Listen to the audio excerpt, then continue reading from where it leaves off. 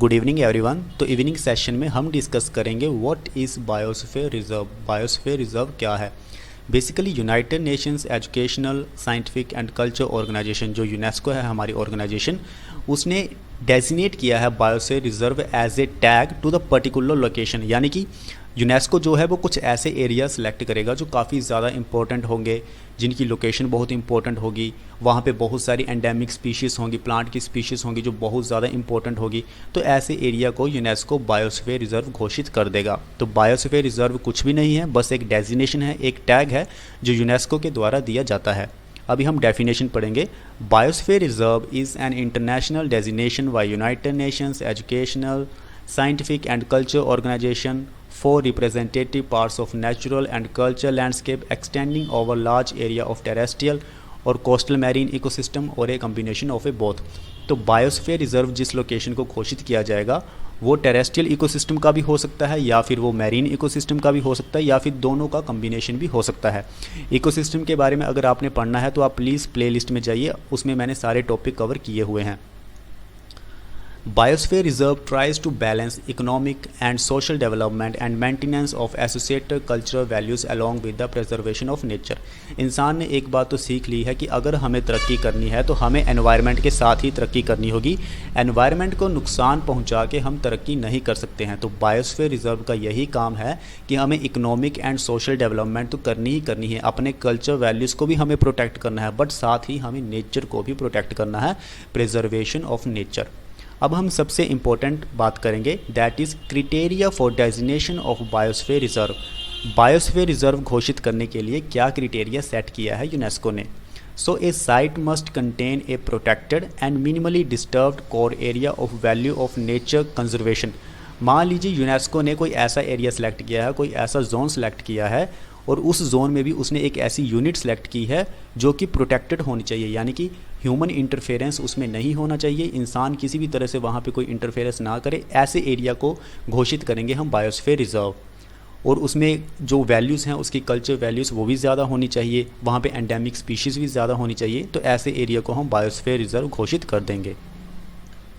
दूसरा है, core area must be biological geographical unit and should be large enough to sustain a viable populations representative all trophic level. Trophic के जितने भी topics हैं वो सारे मैंने प्लेलिस्ट में कवर करवाए हैं, यहाँ नहीं बोलूँगा क्योंकि टाइम थोड़ा कम है।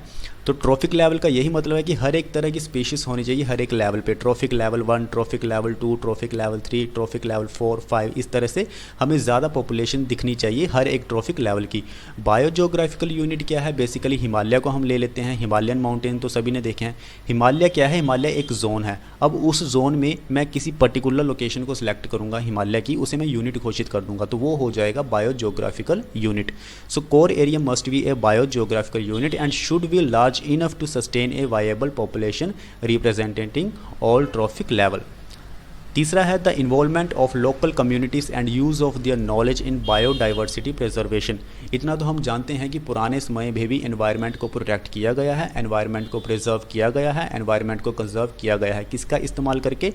ट्रेडिशनल नॉलेज का इस्तेमाल करके। और आज भी सरकार फोकस कर रही है कि हमें इंडियन नॉलेज सिस्टम को समझना होगा। हमारी जो पुरानी नॉलेज है वो बहुत काम की है, और आज जो पुरानी नॉलेज है वो हमें वनवासियों के पास देखने को मिलती है, जनजातियों के पास देखने को मिलती है। तो इस ट्रेडिशनल नॉलेज को हमें प्रोटेक्ट करना है, हमें लोकल कम्युनिटीज़ की नॉलेज को एक्सट्रैक्ट करके बायोडाइवर्सिटी को, एनवायरनमेंट को प्रोटेक्ट करना है।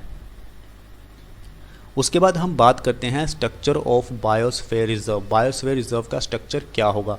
तो सबसे पहला आता है कोर एरिया, जो कि बिल्कुल प्रोहिबिटेड है, बिल्कुल रेस्ट्रिक्टेड है। It is the most protected area of a biosphere reserve.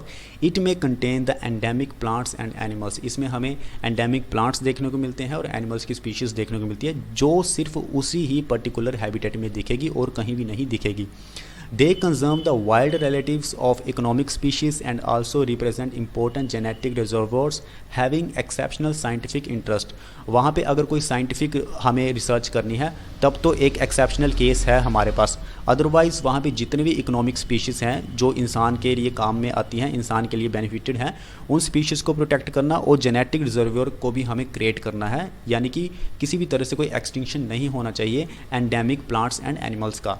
तीसरा हमारे पास आता है, एक core zone is a protected region like a national park. आपको पता है नेशनल पार्क जो होते हैं वो कितने प्रोटेक्टेड होते हैं, सेंचुरीज ये कितनी प्रोटेक्टेड होती हैं। तो उसी तरह से बायोस्फीयर में जो कोर जोन होता है वो नेशनल पार्क की तरह ही प्रोटेक्टेड होता है, यानी कि उसमें जो एक्टिविटीज़ होती हैं, ह्यूमन इंटरफेरेंस होता है, बहुत कम होता है। Under the wild life protection act 1972। अब ये जो एक्ट है काफ़ी इंपॉर्टेंट है और मैं चाहता हूँ कि आप सिर्फ इसकी डेफिनेशन ही मत समझिए कि वाइल्ड लाइफ प्रोटेक्शन एक्ट 1972 बस हो गया, नहीं, आप इसके फीचर्स भी अच्छी तरह से पढ़िए। फीचर्स को अच्छी तरह से पढ़ेंगे तो आपको कोई दिक्कत नहीं होगी किसी भी तरह का क्वेश्चन सॉल्व करने में। It is kept free from human interference. उसके बाद हमारे पास आता है बफर जोन। कोर एरिया की हमने बात कर ली, कोर एरिया के बाहर का जो एरिया है उसे हम बोलते हैं बफर जोन। बफर जोन में क्या होता है आइए समझिए। The buffer zone surrounds the core zone and its activities are managed in this area in the ways that help in the protection of the core zone in its natural condition। Buffer zone में क्या होता है कि कुछ activities जो होती हैं वो परमिटेड होती है, यानी कि हम वहाँ पे फिशिंग कर सकते हैं, लिमिटेड टूरिज़्म भी हम वहाँ पे कर सकते हैं। हम ऐसा इसलिए करते हैं, इसलिए परमिशन देते हैं ताकि कोर जोन में ज़्यादा इफ़ेक्ट ना दिखे, लोग जो हैं वो कोर जोन को ज़्यादा प्रभावित ना करें, इसलिए थोड़ी सी परमिशन उनको बफर जोन में दे दी जाती है ताकि हम कोर जोन को पूरी तरह से प्रोटेक्ट कर सकें। इसमें लिखा भी है it includes restoration, limited tourism, fishing, grazing which are permitted to reduce its effect on the core zone. उसके बाद जो रिसर्च एंड एजुकेशनल एक्टिविटीज़ होती हैं वो भी प्रमोट की जाती हैं बफर जोन में। उसके बाद हमारे पास आता है ट्रांजिशन जोन। ये काफ़ी सेफ़ होता है, इसमें जो ह्यूमंस हैं वो अपनी सेटलमेंट कर सकते हैं, अपने घर बना सकते हैं, कुछ भी कर सकते हैं, यानी कि इसमें कोई किसी भी तरह की कोई रेस्ट्रिक्शन नहीं होती है। It is the outer most part of the biosphere reserve. Biosphere reserve का सबसे बीच वाला पार्ट होता है कोर जोन, उसके बाद जो पार्ट आता है वो आता है बफर जोन, और सबसे जो लास्ट में पार्ट आता है वो आता है ट्रांजिशन जोन। तो इसमें हर एक तरह से ह्यूमन सेटलमेंट हो सकती है। ये आउटर मोस्ट पार्ट है बायोस्फीयर रिजर्व का। It is the zone of cooperation where the human ventures and conservation are done in harmony. It includes the settlements हो सकती है, croplands, managed forest areas of intensive recreation and other economic uses characteristics of the region. तो यहाँ कोई डर नहीं है, यहाँ ह्यूमंस अपनी सेटलमेंट्स कर सकते हैं। अब हम कुछ इंपॉर्टेंट बायोस्फीयर रिजर्व के बारे में जानेंगे। हमारे इंडिया में 18 बायोस्फीयर रिजर्व है। आइए जल्दी से उनका नाम पढ़ लेते हैं क्योंकि टाइम नहीं है इतना। सबसे पहला कोल्ड डेजर्ट जो कि हिमाचल प्रदेश में है, उसके बाद नंदा देवी उत्तराखंड, कंचनजंगा सिक्किम, दिबांग अरुणाचल प्रदेश, मानस असम, दिब्रू साइखोवा असम, नोकरेक मेघालय, पन्ना मध्य प्रदेश, पंचमरी मध्य प्रदेश, अमरकंटक मध्य प्रदेश, छत्तीसगढ़। तो ये आपको अच्छी तरह से याद करने हैं, आपको भूलने नहीं चाहिए क्योंकि स्टेटमेंट में इनकरेक्ट या करेक्ट ऐसा आपसे पूछा जा सकता है। उसके बाद आता है कच्छ वाला रीजन गुजरात में largest area, Simlipal Odisha, Sundarban West Bengal, Seshachalam Andhra Pradesh, Agasthyamala Karnataka Tamil Nadu Kerala, Nilgiri Tamil Nadu Kerala, first to be included, gulf of Mannar Tamil Nadu, great Nicobar Andaman and Nicobar. तो ये सारी जितनी भी हमारे पास साइट्स हैं ये सारी बायोस्फीयर रिजर्व है।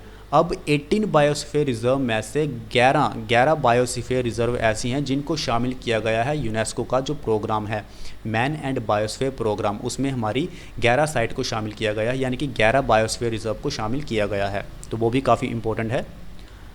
तो बायोस्फीयर रिजर्व के बारे में जितनी भी जानकारी थी वो मैंने आपको दे दी है। अगर कुछ जानकारी बचती है तो आप पढ़िए, ऑलमोस्ट मैंने सारा कवर कर दिया है। तो मिलते हैं नेक्स्ट वीडियो में। Thank you.